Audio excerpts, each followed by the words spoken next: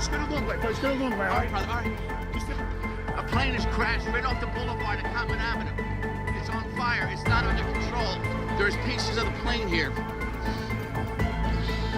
We're near Northeast Philly Airport. There is thick smoke and the smell of jet fuel. Ai, meu Deus! Ai, meu Deus!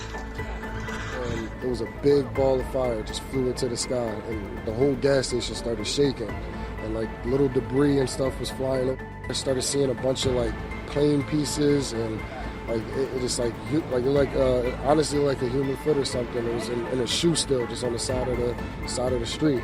Ai, meu Deus, nossa, Deus, Deus.